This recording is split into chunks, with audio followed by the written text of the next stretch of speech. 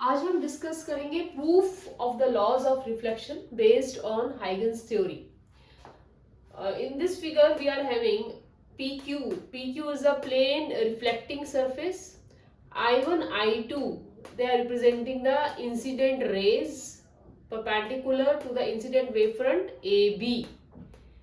AB is incident wavefront. R1, R2 are the reflected rays such that CD is tangential to them, so it is the reflected wavefront CD. अब angle I, that is the angle of incidence, is between incident ray I1 A N1 normal के साथ. Angle R is reflected angle, angle of reflection, which is between N2 C and R2. अब angle I plus angle N1 AB normal है ना, ये perpendicular हो गया, ये tangential है इस इंसिडेंट रे को, परपेंडिकुलर है, this is 90 degree angle. And also angle N1 AB plus angle BAC, ये नॉर्मल है इस सरफेस पे PQ पर, तो ये भी 90 डिग्री है. What I am telling is कि उसी तरह से आप इस तरफ देखिए, R प्लस N2CD एंगल, ये पूरा नॉर्मल है इसको, N2 is normal to the surface PQ, so ये है एंगल R. एंगल R क्या है? This angle R plus N2CD is 90 degree. Angle R plus N2CD, this angle is 90 degree. क्यों? क्योंकि ये CD is the wavefront and R2 is the reflected ray, तो रे और wavefront हमेशा 90 डिग्री परपेंडिकुलर होते हैं. तो N2CD और ये R, ये 90 डिग्री है, is equal to N2CD plus angle DCA. N2CD हो गया ये वाला एंगल प्लस एंगल DCA. क्यों? क्योंकि ये नॉर्मल टू द सरफेस है, इसलिए ये पूरा दिस कॉम्बिनेशन ये 90 डिग्री है. तो वी गेट एंगल DCA यहाँ से आ गया equal to N2CD cancel, so R is DCA. DCA हमने प्रूव कर दिया R है, और BAC हमने प्रूव कर दिया I है. अब आप ये दो ट्राइंगल्स देखिए, एक तो ट्राइंगल ABC और दूसरा ट्राइंगल ADC. इन दोनों ट्राइंगल्स में angle B is equal to angle D 90 degree. Again वही बात है, incident wave front perpendicular to incident ray, तो ये दोनों एंगल्स हो गए 90 डिग्री. साइड AC दोनों में कॉमन है, और distance BC is equal to distance AD. अब इसको समझना है बाय हाइजेंस पोस्टुलेट्स. ये हमने कैसे ड्रॉ किया है पहले तो ये समझिए.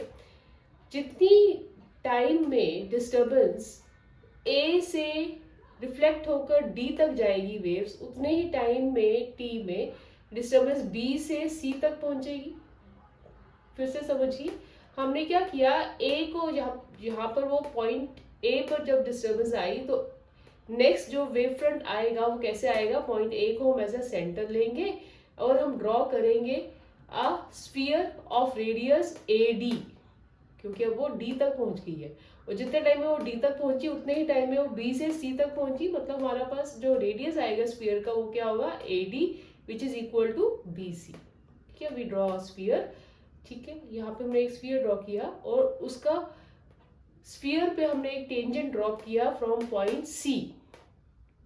तो हमारे पास CD वेव फ्रंट आ गई. पॉइंट C से हम टेंजेंट ड्रॉप करेंगे यहाँ पर स्फीयर पे, तो CD जो वेव फ्रंट आएगी that will be a reflected wave front. What I am saying is के point A as centre we draw a sphere here such that the radius of the sphere is same as AD or equal to BC. या मैं ये कह रही हूँ कि जितने time T में डिस्टर्बेंस पहुंची या वेव फ्रंट पहुंचा B to C, उतने ही टाइम में वो पहुंच गया T में A to D. तो we can say AD is equal to BC, और अगर light waves are moving with velocity C, तो distance covered would be in time T equal to CT. So AD is equal to BC.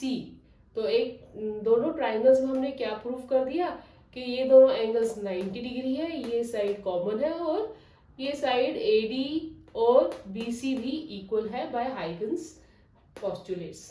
ठीक है, तो this implies angle BAC is equal to, which is angle I, is equal to this angle R, which is BCA. So I is equal to R. So first we have proved the one law of reflection, that is angle I is equal to angle R.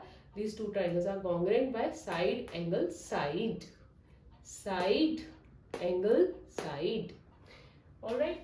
और by construction क्या है कि जो incident wave front है AB, reflected wave front है that is CD and reflecting surface है PQ, ये तीनों ही हमने एक सेम प्लेन में बनाए हैं, तो इनके जो परपेंडिकुलर्स होंगे वो भी सेम प्लेन में ही लाई करेंगे।